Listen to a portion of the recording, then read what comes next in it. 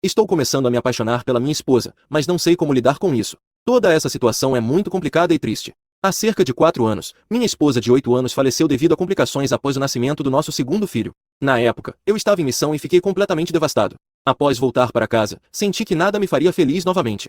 Pedi a uma irmã de um dos meus colegas, a Cassiane, que me ajudasse em casa.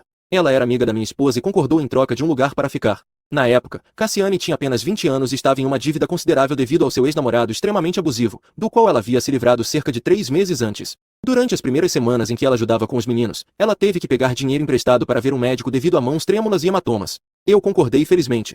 Ela foi um anjo, fazendo toda a cozinha e limpeza e mantendo minha jovem família unida. Descobriu-se que ela desenvolveu algum tipo de distúrbio neurológico, provavelmente causado por abusos repetidos. Na época, parecia simples. Eu tinha um bom seguro de saúde, ela precisava de cuidados médicos. Eu nunca pensei que poderia superar a minha esposa, e a Cassiane tinha medo de qualquer coisa íntima. Concordamos que nos casaríamos, mas manteríamos nosso relacionamento platônico. Ela prometeu não me sobrecarregar com sua dívida, e tínhamos um acordo pré-nupcial. Eu sei que isso é fraude ao governo, mas ambos estávamos tão machucados e precisávamos de alguém, se não intimamente. Os últimos 3 anos foram tão bons quanto o esperado, se não melhores. Cassiane é incrível. Ela mantém a casa impecável, tem comida pronta todas as noites quando chego em casa e trabalhou à noite como padeira, quase pagando sua dívida. Com os meninos, ela é um anjo. Ela conta a eles sobre a mãe deles, mostra fotos, leva-os a lugares divertidos e até os ensinou a ler.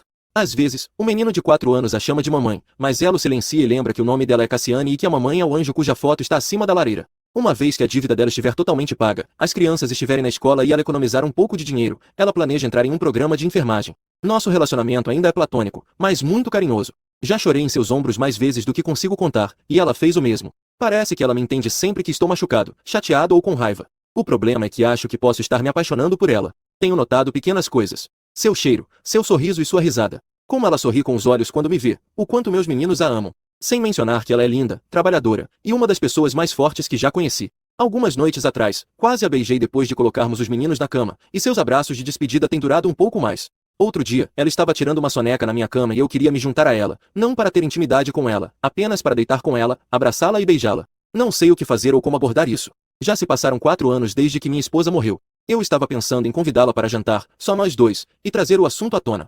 Mas e se ela recusar? Como posso avaliar o interesse dela, se é que significa alguma coisa? Outro dia, ela estava tendo dificuldades com os meninos, então eu trouxe para ela algumas de suas flores favoritas. Ela ficou extremamente animada e me deu outro abraço duradouro e um beijo rápido nos lábios. Fiquei surpreso, mas ela ficou dando pulinhos, terminou o jantar e colocou as flores em um vaso. O que isso significa?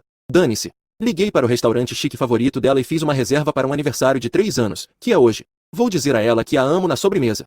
Atualização, agora é o dia seguinte, e eu disse a ela que a amava ontem à noite. Foi tão agitado, chegamos ao restaurante bem cedo, mas felizmente tinha uma mesa pronta. Ela pediu vinho. Fizemos pequenas conversas por um tempo, mas parecia forçado, e eu sabia que precisava dizer a ela em breve. Então, antes mesmo dos pratos principais chegarem, eu disse que tinha algo para falar com ela. Ela não sorriu e me disse que sabia pelo irmão dela. O Joe contou a ela, e meu coração quase parou. Rapidamente, eu disse a ela que sentia muito. Eu não queria que ela descobrisse daquele jeito. Eu queria contar a ela pessoalmente. Ela balançou a cabeça, franzindo a testa, e disse que estava tudo bem, só queria que eu fosse feliz e que eu merecia. Eu disse a ela que não queria estressá-la ou deixá-la desconfortável, mas precisava contar a ela e ver como ela se sentia, e que a decisão era completamente dela. Ela me olhou e disse que na verdade a decisão era minha, apenas para fazer o que me fazia feliz. Ela disse que provavelmente se mudaria depois que seu programa terminasse e prometeu ficar fora do caminho até então. Foi então que percebi que algo estava um pouco estranho e perguntei o que Joe tinha contado a ela. Ela disse que ele contou que eu queria levá-la para jantar para contar que eu havia começado a desenvolver sentimentos por uma garota e queria perguntar a Cassiane se seria ok se eu saísse com essa garota. Foi então que percebi que o Joe me armou para a cantada mais climática que já existiu. Nossos pratos principais chegaram, e expliquei que sim, eu comecei a desenvolver sentimentos por uma garota, só não queria que isso atrapalhasse o que tínhamos. Ela disse que não atrapalharia nada. Ela ainda amava os meninos e cuidaria deles em casa. Então eu disse que não estava planejando convidar a garota para sair, e ela perguntou incrédula. Por que não? Então, soltei a minha cantada mais suave que já soltei. Porque eu já estou em um encontro com ela. Ela me deu um olhar. Em seguida, ela olhou para longe, sorriu e balançou a cabeça, perguntando. Sério? Eu acenei com a cabeça e disse a ela que me importava mais com ela do que com qualquer outra pessoa, que amava nossa família e que tinha me apaixonado por ela. Ela então deu um gole no vinho, revirou os olhos e disse que já era hora, e eu nunca vou esquecer o que aconteceu em seguida. Talvez tenha sido um pouco emocionado, mas eu me inclinei sobre a mesa e a beijei, derramando o vinho dela. Mas nenhum de nós se importou e nos beijamos por cerca de 1 minuto antes de ela me mandar sair antes que suas patas de caranguejo esfriassem.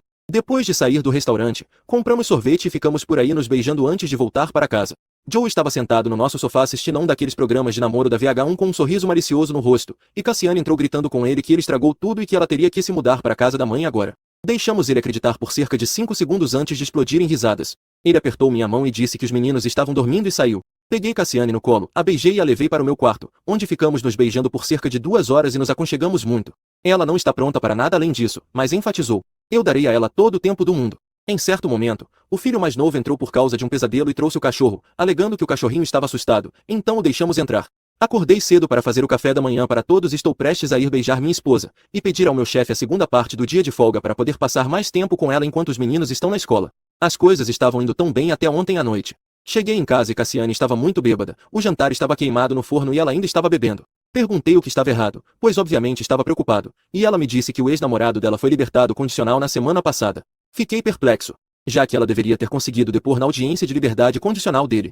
Aparentemente, o crime pelo qual ele estava preso não tinha relação com o abuso que ele praticava contra ela. Mas Cassiane havia sido assegurada de que isso o manteria na prisão por pelo menos uma década e tinha sido muito medrosa para testemunhar contra ele ou apresentar queixa. As coisas que ele fez com ela são realmente horríveis. Não sei o que fazer. Não acho que temos meios legais para colocá-lo de volta na prisão. Ela sabe que deveria ter ido à polícia e está se sentindo culpada e chateada com isso. Agora sei que ela estará segura, porque se ele tentar contatá-la, tomarei uma medida legal para garantir que ele não a toque nem um pouco. Atualização: o ex dela nos encontrou e bateu na nossa porta. Lembro-me daquela noite como se fosse há 5 minutos. Alguém tocou a campainha, e o filho mais velho atendeu enquanto todos estávamos na sala. O homem parado lá pediu por Cassiane. Cassiane disse aos meninos para subirem as escadas e me deu um olhar, e eu sabia, mas ela não parecia assustada. O idiota se desculpou e implorou por perdão e pediu uma segunda chance. Ela foi tão corajosa. Eu queria espancá-lo, mas ela disse a ele que ninguém pediu para ele sair. Ele saiu e tentou contatá-la mais algumas vezes usando métodos mais extremos antes de conseguirmos uma ordem de proteção contra ele. Pelo que eu vi, ele se mudou para o interior para morar com o pai ou algo assim. Nessa época, o irmão de Cassiane, Joe, também sofreu um acidente de carro muito grave e acabou tendo que se mudar para morar conosco por um tempo. Ele é um cara ótimo e um dos meus melhores amigos, então não nos importamos, mas foi um momento estressante.